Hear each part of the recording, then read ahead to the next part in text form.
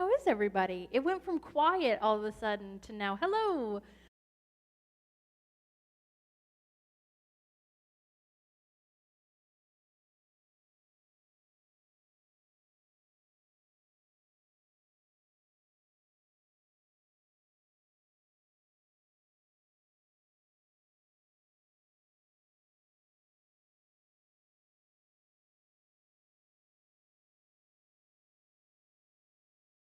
Here and now we are back. Now, just a reminder, it's every other week. So we will not be having this next week, but the week after we will. It's every other week starting this week. Let's start out, first of all, with introducing who is here. To my left, we have the beautiful, tell them your name. I'm Mary, the beautiful. The beautiful Mary. Yeah. I don't know where that came from, but I'll take it. Yeah. I'm glad to be back always. I love it. And Hi, everybody. I'm Susan. The beautiful. The beautiful. The beautiful. Susan, it's I mean, I'll even lump myself in that. It is a panel of beautiful tonight, right? Yes. power. Yes, girl absolutely. power.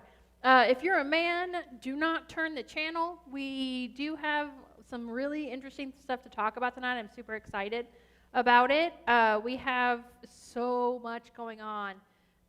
And this talk is oh, man, we're not going to be able to unpack all of this in the time frame that we have, but we will do our best. This is the beginning of a new series that I am calling, it probably will be named better by someone else later, but right now I'm calling, Why Should I Go to Church? That is the question. Why should I go to church? We have a lot of people, obviously with pandemic and health issues that haven't been able to come. We do online specifically for that reason. We love being able to reach people where they are, but it's led to, in some cases, and I'm not the only one I've heard this from multiple pastors at multiple churches, people not coming, they don't feel a need to come back into the building. They don't feel a need to have corporate worship again. They don't, and there might be legit reasons for it. There might not be. I mean, it might just be that it's just the new normal. But I would like to unpack that it shouldn't be the new normal, if possible. And so we're going to talk about tonight some of the reasons. Actually, the entire series is going to be multiple different reasons of why people may decide not to come back to church or why they may not come at all. I've got friends who are not Christians who say, they've literally said to me, if I walk in the door of that church, I'm going to catch on fire. Or I will burn the place will just burn down because of my presence. And I'm People like, have said that down through the yeah, years. they've said that for years. We're all Yeah. sinners. Yeah, and I'm like, that's not how it works, people. If so, the building would be probably burned down every week. So, but it doesn't. It still stays. So there's no validity to that. So we want to talk about why people may not come back after the pandemic. We want to talk about why people may not come at all. There are going to be a lot of conversations. We're going to doing 4 of these in this series, and it will not cover all that we want to cover, but it's at least a good starting point for a conversation. So let's start out with a question. The question, oh, my phone went dead on me. The question I want to start out with is, if you are a Christian, where are all the places that you experience God?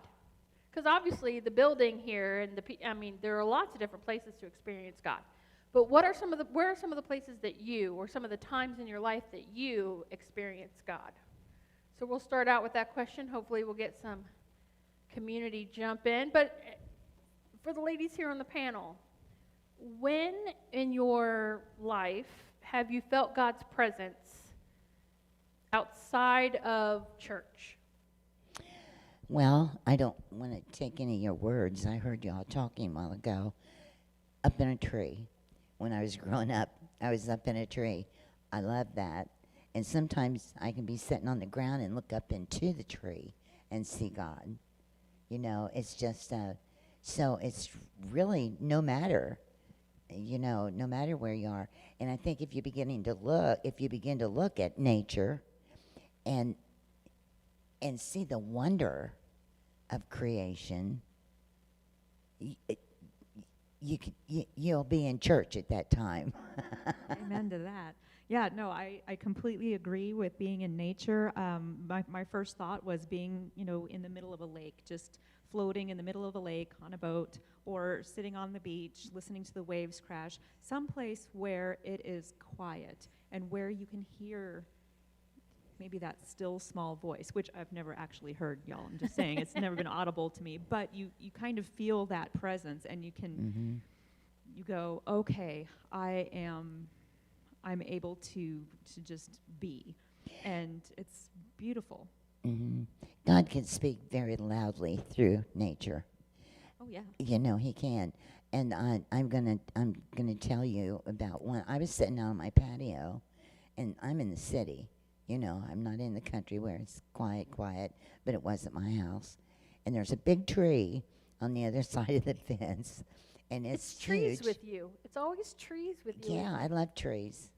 I was threatened not to climb again when I was a kid because I was breaking bones. But anyway, I had been reading the Bible and I'd been concentrating, my mind on God. And I looked at that tree, and it wasn't moving. It was like real quiet. But as I continued to look, I could see that the very inside of that tree was moving. Now, how does that happen? If the wind's going to blow, it's going to blow the whole thing, okay? But the inside was not quiet. It was blowing. And I said, God, I don't understand that.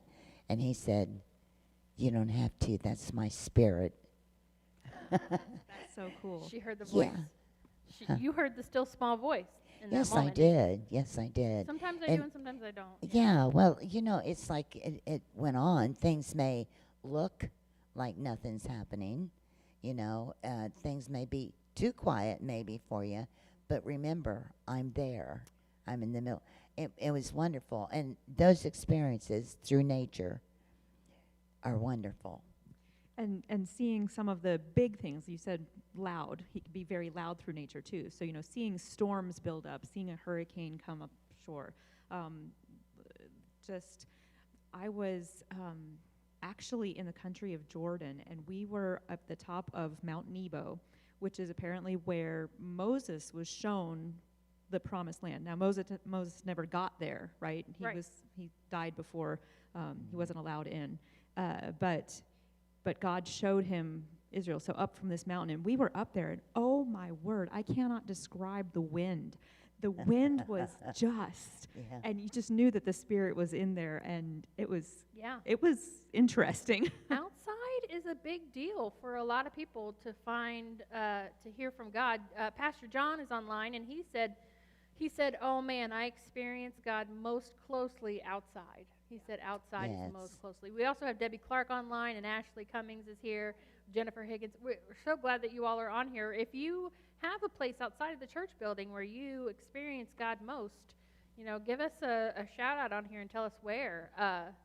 If it's a specific outside place, is it just generally outside? I remember for me, outside is a big deal as well, in the sense that I was hiking we took the middle school girls and the high school girls, the two church groups went together hiking in one of the local parks around here. I think it was Clifton Gorge maybe or whatever, but we were hiking, and even though, there were girls talking and it wasn't completely silent, there was just something about the peace of outside, the trees, all that stuff. It was just so beautiful, and I experienced God in those moments, and I had a conversation with a lot of those girls on that hike, and even the other leaders. I'm like, do you get this too, or is it just me? Am I the weirdo here? But yeah, outside is a big deal, and there's actually a verse that talks about that. Oh. I know, I love it. Romans chapter 1, verse 20. For since the creation of the world, God's invisible qualities, his eternal power and divine nature, have been clearly seen, being understood from what has been made. He made all those trees. What has been made so that people are without excuse, basically, of knowing that God exists. Yeah. It is ingrained in all of creation And I think specifically outside, I think that's why a lot of people just love going out and feeling God out. I mean, even if they're not a Christian, there are blogs, there are videos, there are all kinds of things that That's when people people just, talk about being spiritual and Yes. having that. They- I was thinking too, I'm sorry. no, go ahead. I was thinking too about sunrises and sunsets and how the colors, and people talk about, God painted a beautiful picture this morning or this evening, and just the beautiful artistry. And I don't remember the number of the psalm, but I think it's in Psalms, and it talks about the heavens are telling the glory of God. Yeah. And it's really that where you can see in those beautiful sunsets and sunrises that, oh yeah. I was driving home from church one evening. I was on 675, and I almost kept running off the road because the sunset to my right was absolutely gorgeous, and I just kept wanting to see it. I just kept wanting to look, so I had to pull my car back, and I didn't say anything. I was just looking, but I came up on this place where there was a noise wall, and it blocked my view. Ugh. And then I said, well, why did that have to block my view? In the car all by myself, I do that. And the Lord said, that's my glory. Man-made things will block it. Oh, wow. boy, There you Mary's go. dropping the mic like crazy tonight out here. Pastor John says, where I can hear the presence of the world, if that makes sense. The presence of the world, if that makes sense. Quiet enough, I can hear the waves crash on the beach. I have some friends who will say the beach every time. I say lakes and mountains and rivers and trees, and they go, no, beach. It's all about going to the beach. The waves on the beach, or could hear the air move as an eagle. I need to hit see more. Where an eagle flew over me, so cool. Truly, the sound of silence is the sound of God, he believes. And I'm like, oh, yeah. And Ashley says that she tries to make time in the mornings with God while she's walking. I've known some people who've said just the act of movement sometimes can get them in a space where they experience God. Well, and isn't it true that, Jesus would often go off. Didn't he often went off into desolate places, the poor disciples. They were losing him all the time. Yeah. But, to spend time with the Father. He would go off by himself. And so he was kind of doing the same thing, like Ashley was talking about. Go on your walks and it's quiet. Yeah. And exactly that. Yeah, just the act of sometimes getting out of where you are can get you closer to God. I know I've heard tell of some people that experience God in great ways when they're doing some sort of physical activity like yoga or something. Now, I do yoga sometimes, not as often as I'd like to. Do I experience God in those moments? Maybe not, because I'm too focused on the pain. But Right. because I don't do it often enough. Yeah, I got to focus on the breath. But there are some people who find God in all of these different ways, whether it's out in nature, which seems to be the consensus, or it's in yoga, or it's in some sort of other activity where they truly experience God's presence. Have you ever felt like you experience God more during those times than you do when you're in a church service? Sometimes, yeah. So then what is the Yeah. benefit of coming to church? Can I say the word? Do it. People. People. People. And We I'm need people. I'm pretty much an introvert in the Me sense, too. yeah, in the sense of I live alone. I love it. My dad calls it hibernating. He called me the other day because he hadn't heard from me all day, and he says, "Are you just hibernating?" I'm like, "Yeah, yeah, I guess so. I guess that's what I do." He's a people person, and I'm not so much. I am a people person in You're the not quite a hermit. no. But if I could pick a room full of people or my house by myself, guess which one I'm going to pick? But So thank you for being here. yeah, no. Smaller groups I'm okay with. But even so, I still see a great value in a Sunday morning even, or a Sunday night, or whenever your church might meet. and or even a small group or something, there's a benefit to being around people. Yes, absolutely. I remember many years ago when I was very confident in everything that I knew. And the older I get, the more I know I don't know. So, there's that. That's true. But about We all 20 do that. Yeah, I do. that happens. But about 20 years ago, I knew everything. And about 30 years ago, I knew everything. About 25 years ago, I was starting to realize that I didn't know everything, but I still knew a lot, and I was very confident in what I knew. And I knew that I had a good relationship with God, and all I needed was to be with God. I didn't need other people. I didn't need to go to church. It was just as long as I had a good relationship with God and prayed and Yep. and Isn't was out that- in nature, whatever, I was good. I didn't realize that the wheel needs more than this. Yep. You have to go this way too, and you have to have fellowship. Yeah. That's There are, wonderful. yeah. Yeah. I learned it most. It's funny. COVID has been for a lot of people, but I learned more about myself during that time. For instance, getting out of my social rhythms, which I got into. I've said this before on here, and I'll say it probably a million times. I lost the muscle memory of how to be social.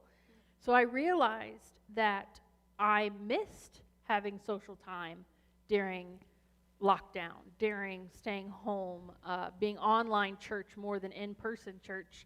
I found myself losing a little bit of who I am because of it. And I also realized that when I feel most like I want to be alone, it's probably because I'm in a funk and I need to be around people, because it's around people that I get perspective on all manner of things, whether it's something going on in my life or if it's perspective about God. And there are reasons for all of this. In Colossians chapter 3, it says in verse 16, "Let the message of Christ dwell among you richly as you teach and admonish one another with all wisdom through psalms, hymns, and songs from the Spirit, singing to God with gratitude in your hearts." It's all about coming together in all of those things. And he instructs us to do this. In Hebrews chapter 10, verse 24 and 25, "And let us consider how we may spur one another on." You knew where I was going on this one. "And let us consider how we may spur one another on toward love and good deeds, not giving up meeting together." The older versions might say, "Don't forsake the Assembling. assembling Yeah. of the assembling Yeah. together. Don't forsake the assembling together, as some are in the habit of doing," especially these days, "but encouraging one another, and all the more as you see the day approaching." Yes. I mean, there are verses upon, I only picked out a few here, but there are verses upon verses that talk about the benefits of that corporate worship, the coming together, the community that's necessary. Acts chapter 2, verse 42 says, "They devoted themselves to the apostles' teaching and to fellowship." They devoted themselves. This is the first church. This is the early church. And I know I'm speaking more to church people tonight than I am maybe unchurched people, but it's a benefit to all of us to learn this. Sometimes even Christians have to relearn some of this stuff. Often. Yeah, and so all of the things that I'm saying might sound like it's more towards those who are already followers, but those of you who might not be, this is still a very positive way of being a better version of yourself. Acts chapter 2, verse 42 says, "They devoted themselves to the apostles' teaching and to fellowship, to the breaking of bread and to prayer." Okay, I'm going to pause for a second because there's more that I want to read. But the breaking of bread and prayer, there's a tradition that we have in our church called communion, and it's known as the bread and the wine, or the bread and the grape juice, or the cracker and the grape juice, however it does, however it looks. The word communion, it means doing it together. And it means communing together in a sort of meal that has symbolic benefit, it has symbolic meaning, that has great, it's in the word, communion. Well, Yeah, and you know what? Every person, maybe we should test ourselves. Try taking communion at home, It's way different. right? And It then is way then different. take communion with others at Yeah. the church. You can see the difference. Yeah. Even though your heart was into both of them, there's a difference. Right, yes. Acts chapter 2, to continue on verse 43, everyone was filled with awe at the many wonders and signs performed by the apostles. This is when they were all together. They saw all of these things together. All the believers were together and had everything in common. They sold property and possessions to give to anyone who had need. If you have need, communing with one another in this kind of church setting is important. Even if you don't have need, guess what? You could be one of the people that helps somebody else that does. And I am all about independent living.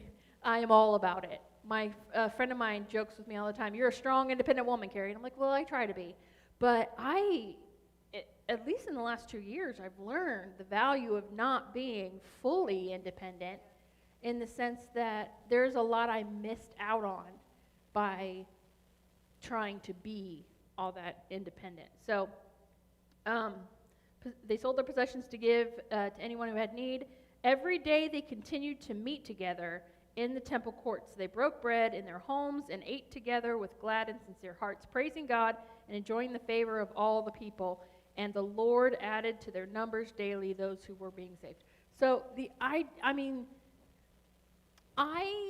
am going to go completely off the rails here for a second, but anybody sit at home, being alone at home a lot of times. I'm a big movie fan. I will sit and binge. Like right now, tonight, there are 2 episodes of the Book of Boba Fett waiting for me when I get home. I'm excited about this stuff, but I have learned over time that going through an experience even like that with someone else, So much better. it's so much better. Yes. I went to when I started on my trek towards independence after college and everything, and realizing that I needed to be okay with being by myself. I had a list of things to do. One of them was go to the movies by myself, and I did. It's a great experience, number 1. Number 2, though, I found myself, even though I was by myself, I didn't have anybody I knew with me, I was making eye contact and connecting with the people in that room that I didn't know over that shared experience of that film. Well, because community is not about just sharing burdens and helping one another like you were talking about. It's about sharing joy. Yeah. And sharing positive experiences and just living life together. Yeah. But the experience is so heightened. At the same time, I saw a movie with someone I really wish I hadn't seen that movie with, and I hated the movie because the experience was bad. Because the person I watched it with was not the right person to watch that particular movie with. But I need to give that movie another try. But I need to redeem it. But it's just who we're with, who we choose to be around. It makes a huge difference on the entire experience of life. And there's some prayer, I think it's St. Chrysostom or something, I'm not sure where it comes from, but it basically says, and where 2 or 3 are gathered, I am in the midst of them. That I had that That's- verse in here too at one point. Oh, there you go. I did. See, so, community, it's good for yourself, but when you are all together, It's just better. he's here too. Yeah. And so I found a website, because I'm all about it. 5 benefits of corporate worship. I love it. So I'm going to give the little highlights of it. I'm David Letterman, yeah, the top 10 list. Number 1, awakening. Often we come into corporate worship feeling a sense of spiritual fog. Maybe through the week we've been distracted by things going on in life and we're just foggy. We're not focused as well as maybe we could be on God and what he wants to say to us or things like that. So it says, during the rough and tumble of the week, the hard knocks of real life in a fallen world can disorient us to ultimate reality and what's truly important. All the craziness in life can take us away from our focus off from what's truly important. It says we need to clear our head, recalibrate our spirit, and jumpstart our slow heart. And Martin Luther found corporate worship a powerful and awakening powerful and awakening his spiritual fire. Coming together with people I mean, she tells a story, and I'm awoken to what God can do in life. I hear people telling their stories. I hear how their week was. Boom, everything's just more heightened in my Yes. Right. Well, you Right. mentioned it earlier. It's getting a different perspective because we know what we're thinking and how we interpret a message that might get preached on a Sunday. But when we're having conversation and we hear it from a different point of view, it's like, oh, wow, and it just enriches it, really. Yeah. Pastor John says, I'm going to bring this up because it's funny. So community can be good, but what do we do when community is hard and difficult? Do we find new community? And then he wrote, LOL, I'm being a pastoral devil's advocate, and that sounds wrong, he says. Yeah. That sounds like people doing church shopping. I know. It sounds so weird. I mean, I have left a church because it wasn't the right fit, and I went looking for a church that was the right fit. I mean, I am one of those people. yeah, that's true. I mean, I've left churches. I mean, this isn't the church I grew up in, for sure. I've only been here like 3 years or something. Mm-hmm. I mean, leaving and finding new community, there's a whole podcast I listened to about this, when to leave and how to leave and all of this stuff. Yeah, some pretty cool stuff out there. And one of them was just have a conversation. You know, it's possible that where you are is a good place, but you just need to look a little harder or, you know, be open. We have events, we have things going on, we have ways of community, but if you're looking for community, are you plugging into those events? Yeah. Are you doing those things? You know, maybe it's you stepping out of your comfort zone for a second in the place you currently are. And then if that doesn't work, you know. I err on the side, for me, I err on the side that I'm the problem. And then if I can fix it, then, or God fixes it in me, then it's probably a good place for me to stay. And if not, then maybe look for something else. But I always first look at, okay, is it something that I could do differently to find good community where I'm at? But yeah. I think both sides of this coin both are very important. Yeah. That we fellowship with one another, that Yes. we're in church. But those alone times, Yes. those are so needful too, because you stop and you start thinking about where you are in Christ. And I do that a lot. Yeah. And especially since I'm older, you know, what do I do now? You know, but both are important. Yeah. I mean, I've said it a million times too. If all God you're getting is the 1 hour on Sunday morning, then you're not getting all of God. Right. Yeah. If that's all the God you're getting, you're not getting all of God. And so, God is so everywhere. yeah, you can see God everywhere. He is so everywhere. Right. I have to tell this, after I had my last baby, Chris, I went through postpartum depression. I had forgotten how to praise God. And I was raised in a church where you didn't, you know, emphasis wasn't on that anyway. But I was praying one day, and I was in depression, and I said, I don't know how to praise you anymore. I don't know. And the Lord spoke to me and said, just praise me over everything you see that's been created. So I started taking walks. And you guys, you would have laughed at me if you'd seen me. I'm walking down the street, and I look at this tree, and I pull a limb down and looked at a leaf, and I said, you created this, and I praise you for it. I started doing that with just little things, and it just led to bigger things, and awareness of praise, Yeah. awareness of God. Yeah. You know, and then later I made my kids do that. I said, come on, let's go look at a leaf. They're like, Mom, Absolutely. really? What are you doing? It was in my devotional the other day where it's praise and thanksgiving. If you're very thankful and if you look at things with a grateful attitude, that you Yeah. will really, your attitude will just change. Yeah. I want to tell you one. Sorry. No, go ahead.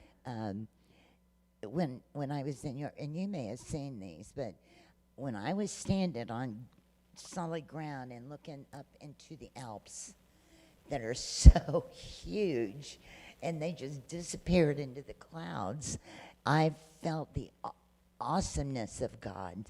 Yeah. You can't not feel it. Yeah. You know, it's Yeah. just so wonderful. Yeah, or standing on the edge of the Grand Canyon, you know, Oh, it's just, yes. it's magnificent. The Tetons. I mean, pictures don't do it justice. They don't do it justice. The second benefit of corporate worship is assurances. I mean, and in this article, he goes and talks about some of the, like Martin Luther and Athanasius and all those old, you know, we look back and we think they did all of they were living during tumultuous times. They were separating churches. I mean, I have to say, I don't know Athanasius or whatever you said. but Martin Luther, I mean, he was the one that did the 95 Theses, posted on the door, you know, about the Catholic Church and everything. And I mean, part of his actions actually split the church. You know, the Protestant Reformation it was tumultuous times, and we look back and we learned about them, but we don't always see they had a community of people around them too. And so the assurance that even during the craziest times in your life, having people around you can assure you to keep going in the way God has for you. So that's assurance. Number 3 is advance. When our hearts feel it the least is when we most remind our souls, for me, it is good to be near God. Advancing our own relationship with God happens most when we're around other people. Mm-hmm. Obviously, alone time is really great for that too, but just when you need a push, it's usually somebody else pushing me. And Sure. Yeah. I surround myself with people who will push me because I will sit still until I petrify. Well, and not just push, if I can put in another word, it's encouragement, Yes. right? Yeah. Yes. Encouragement. Benefit number 4, accepting another's leading. If I am only, and the idea that he goes into here, if I am only reading what I want to read in the Bible, if I'm only praying about certain things, if I'm only listening to certain podcasts, if I'm only hearing what I'm controlling is going into my ears and entering into my soul, then I'm missing probably so much. Having other people around me is a way of finding new perspective and getting a fuller picture of who God is. And so that is another benefit of corporate worship. And then we talked about this already, reason number 5. I'm so excited that this is the last one since we've already talked about this. Accentuating joy, which is the whole idea we talked about, the fact that the sweetest things are better because we do them together. The worst things might not necessarily be as bad because we did them together. But that accentuating joy thing that just, you know, it's just better, you know. Even if I'm at home watching something, like Boba Fett, if I'm at home watching something by myself, it makes me feel so happy to know that somebody else is watching it too, that I can talk about it later. Sometimes that's the only reason I watch a show, is because I know somebody else is watching it and I want to be able to have a conversation with them. So it just having someone else in your life walking this with you or whatever is just, it's just so helpful and beneficial and makes the joy even bigger. Well, you know, John, and every Sunday we'll talk about the back of our papers that we take notes, and there's a reading for each day. Yeah. And he will say, it's wonderful to know that somebody else is reading that same thing.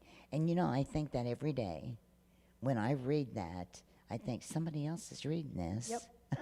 Yep. And it's kind of neat. It gives you a nice, warm feeling. Yeah. There's a Swedish proverb that says, a shared joy is a double joy. I love like that. Yeah. So there are a lot of benefits to corporate worship. We don't want to, obviously, forsake the assembling of together that the Bible says. But we also want to encourage solo worship.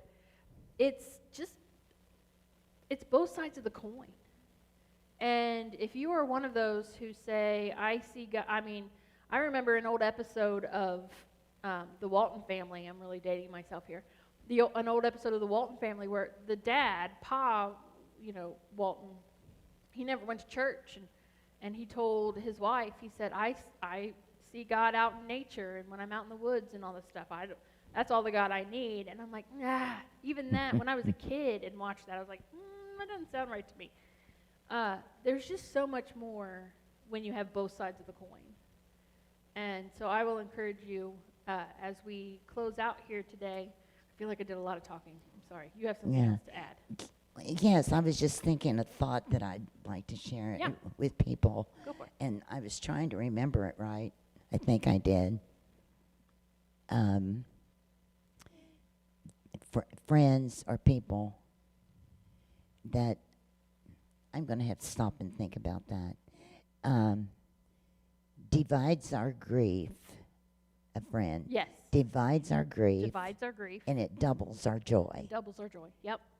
That's good. That's so good. It's Yeah. true. Yes, It's true. it is. Yes. Yeah. So, man, there's so much more we could talk about. And coming up in the later episodes of this actual series, we've got some interesting topics that we might jump into. How people in the church might keep you from coming in the church. We're going to talk about that. How different time commitments in your life might keep you from inside this building. We have a lot of deep ideas to talk about in this series. And that's good. I said not too long ago, why are they not coming to church? Well, we need to answer that question and then address that question Yeah. with the people. Yeah. You know, but we need to know why. Yeah. We need to know why before we can do anything, before we can say what's Yep. Yep. real. So, as we're getting ready to close out here, I have a challenge to put out to everybody. Number one, if you're on here watching, thank you for being on here. And chatting with us. If you watch us later, thank you for being on here with us. I want to encourage you to share this with other people, because I hope that this starts a conversation, not only with church people, but with people who may not call themselves Christians, people who may not go to church. They have reasons why they're choosing not to, or they have reasons why they just don't think about it, or they have things that keep them away, like my friends who say the building will, fall over. I'm like, no, it won't. I would love for our church, Living Hope online, for Living Hope's Facebook page or whatever, to be bombarded with messages and comments and things and posts or whatever of why people don't go to church. I would love all spectrum of... Be interesting, yeah. Yes, Yeah. I would love it to Yes. see. So if you're on here now and you're watching, Share. share it, please. Share this video. Share this conversation with people. Encourage them. You all go on here and tell us what are the reasons why you've heard or that you don't come to the building. That's what I actually meant, was share your thoughts. Well, share Yeah. the video too. Yeah, that share the way, video too. Yeah, that way everybody can. Because I love to have more people see this, so that we can engage more people in the conversation. The more people see it, the more conversation. We want to hear all the reasons that you've either heard or had for not coming to church. You know what I think could be, or is very exciting to me, is when somebody out there listens to our program, Christian or not. Yeah.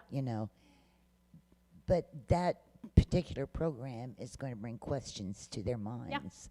And so they ask questions, and how much better can it get? Right. It's to bring that to the forefront.